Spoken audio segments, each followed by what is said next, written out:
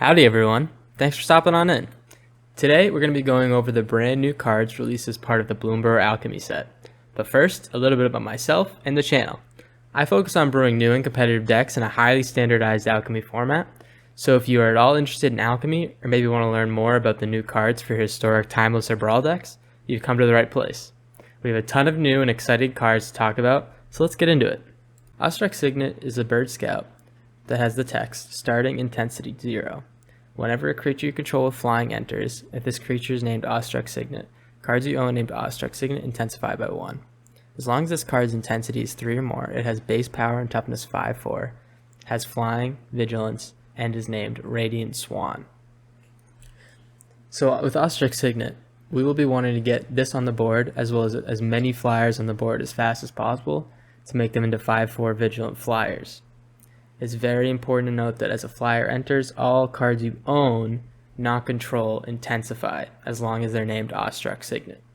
This means that if we get any Ostrich Signet to intensity 3, then all of them will come out as 1 mana 5/4 vigilant flyers, which is unbelievably strong.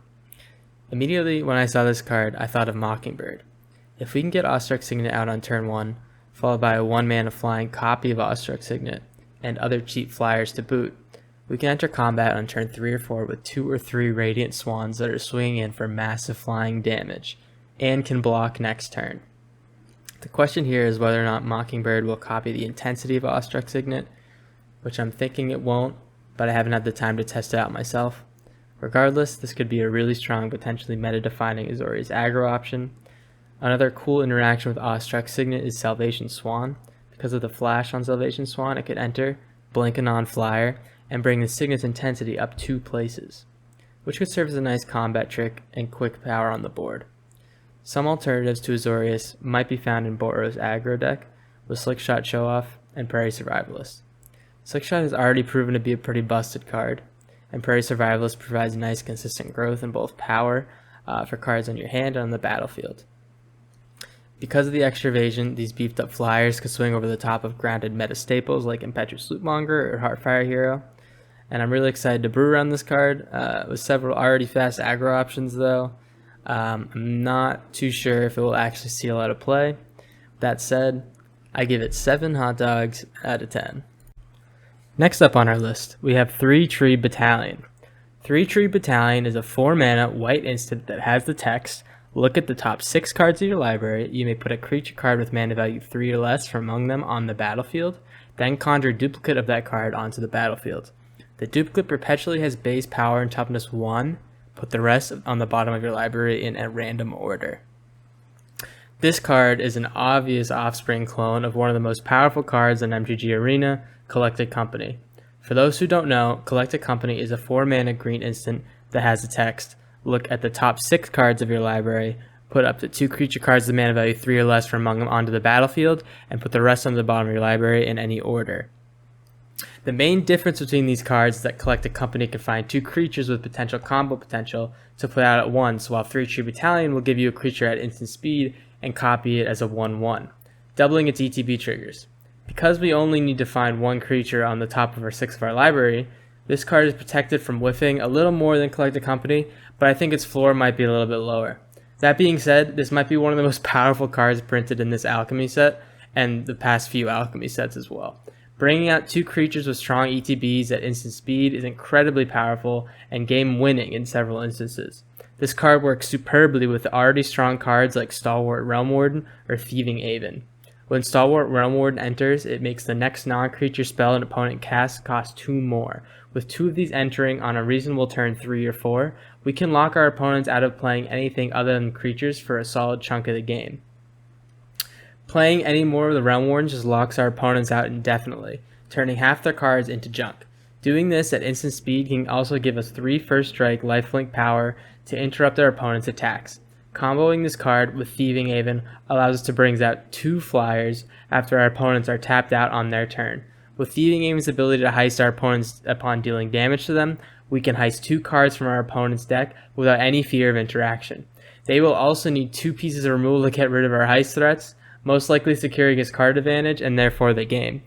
Those are just 2 of the many game-breaking combos with this card. I don't really want to ruin all the deck building for you though, so I'll leave it at that. Cards like this are already battle tested, so with this card, the ceiling is the roof. 9 out of 10 hot dogs. Moving on over to blue, we have 4 mana Tempest Trapper, which is a 2/5 otter wizard that taps to add 2 mana in any combination of colors. Spend this mana only to cast instant or sorcery spells. It also has the ability that whenever you cast your third spell each turn, exile a random card from your library. Till the end of turn, you may play that card without paying its mana cost. This card is just alright to me. You're going to be wanting to play this in a deck with a lot of cantrips like Sleight of Hand or maybe Slick Sequence to trigger its last ability on your third spell. You'll be able to have enough mana to do this because if it sticks, you'll have 6 mana. But the only issue is if you fill up your deck with only dorky cantrips, then you won't have a big payoff by playing a random card from your library. If you discard the last ability, I could see this as a way to ramp into one of the more expensive seasons or some other big instant or sorcery spell, but there are other cards that already do this better. With all that said, I give this card a 3 out of 10 on the hot dog meter because it definitely seems underpowered and harder to make work than other cards in the set. Next up is 5 mana Archival Whirl, which is a blue sorcery that allows you to shuffle your hand and graveyard into your library, then draw 7 cards. If the gift wasn't promised, each other player shuffles their hand and graveyard into their library, then draw 7 cards. And the gift in this case just happens to be Heuristic Study. So I love this design, man. I think it's really fun and out there. There's so many doors opening for alchemy cards, and gifting a specific card is one of those that can really spice the game up. As for the card's power level, I'm not sure how this plays out in all honesty. In a control shell, I can see this being pretty busted. Drawing to hand size for only 5 mana and then being able to pay for Heuristic Study on the following turns, even just removing it sounds pretty powerful. I could also see the juice not being worth the squeeze here, slowing us down enough to give our opponent a strong advantage. As for the hot dogs, I need to see some gameplay with the card, but because in theory it is a potential 5 mana draw 7, I will reward it with 6 dogs. So I'm actually really excited about this next one. This one is Sanguine Soothsayer.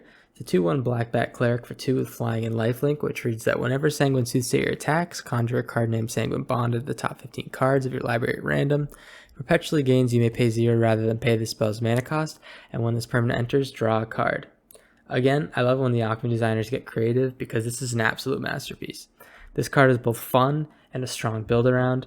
A 2/1 flying lifelink for 2 is not a horrible body at all, but creating potentially multiple free cantrips that will continually drain the opponent when put in the right shell is incredibly strong, making this a must-kill threat. I don't think there needs to be too much new deck build to make this work either. This card obviously works best in a life gain shell with cards like Case of the Unneeded Feast, as we want to gain as much life as possible to drain our opponents out of the game with our potential multiple Sanguine Bonds. Other bat cards work well with Sanguine Soothsayer as well, such as Zorline Cosmos Collar, which can reanimate Soothsayer if it dies, so it can conjure more Sanguine Bonds and generate more value. As for the generic bat decks, 2-drop slot, there's definitely some tough competition there, so I'm interested to see what gets cut. But with all that said, I think this card gets a fat 8 out of 10 on the hot dog meter, both for its strength and creative design. Our next creature is Putrefying Rotboar. It's a 4 mana 4/5 lifelink, which reads that whenever a boar you control attacks, each non-landing card in defending player's hand perpetually gains. When you cast a spell, you lose 1 life. First thing about this card is that it is an impressive body. It's a 4/5 lifelink for 4, which is nothing to scoff at. It can be very helpful in slowing down mice from mono red and grinding out tight finishes. As for its ability, we need other boars to be attacking quite often to get the life drain necessary for this card to make a difference in any given game. The only other boar in Alchemy were released in 3 Little Pig Shell, introduced in the Wild of Eldraine Alchemy Set. That 3 Little Pigs deck was pretty lackluster due to lack of support and generally underpowered cards. Boars do have one of the best removal spells in all of Alchemy and Porosity Important, which acts as exile creature removal in addition to body and potential artifact enchantment removal. And Drove Over the Swine is a nice way to recur pigs later on in the game that can trigger Putrefying Rotboar's ability. Because this card fills out the 4-drop slot nicely in that deck, I'm interested to see if it can make it a contender. For me though, I think it's too early to tell. 5 out of 10 hot dogs.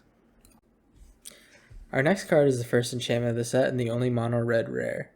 Charged Conjuration is a 4-mana red enchantment that reads at the beginning of your upkeep, instant and sorcery cards in your hand perpetually gain. This spell costs 1 less to cast.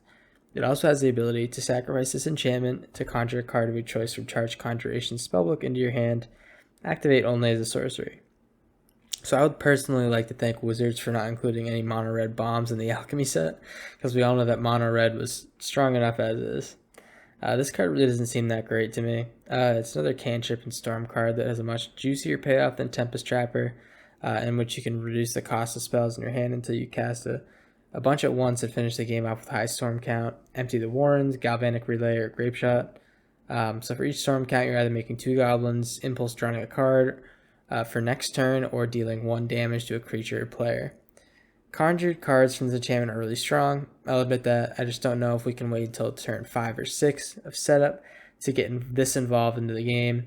I really hate to give so much hate to the storm cards, but this card just kind of gets rolled over by any aggro deck, gives Heist too much time to set up their engine, and they even lose the race to something like dinosaurs. I don't know. With all that said, I have to give this card 3 hot dogs out of 10. I really hope to be wrong here because there's a cool payoff to be had if this deck actually works. So I know I kind of just dunked on Charge Conjuration for being way too slow for its payoff, but what if we made it green? Sounds like my kind of card, actually. Vigorous Farming is a 3-mana green enchantment that reads, lands you control enter the battlefield untapped. At the beginning of your end step, the topmost land card in your library perpetually gains.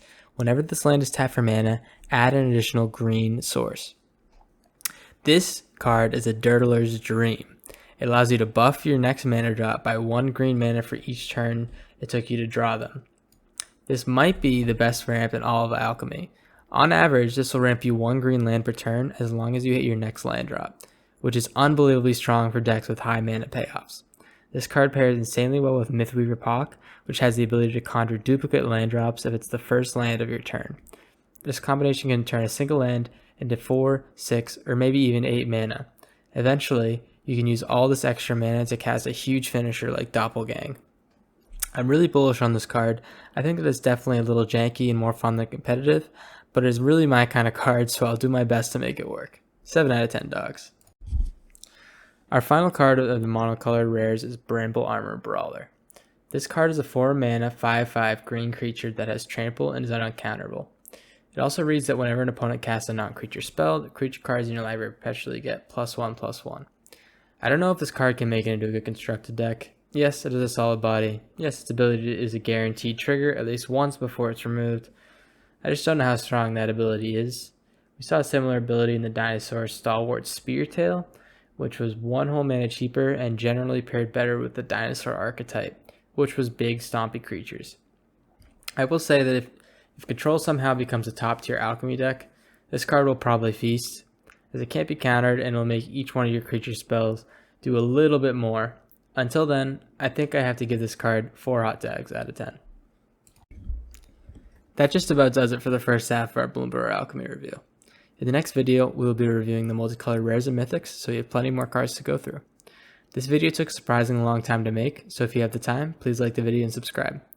Also, let me know which alchemy card you're most excited about in the comments below.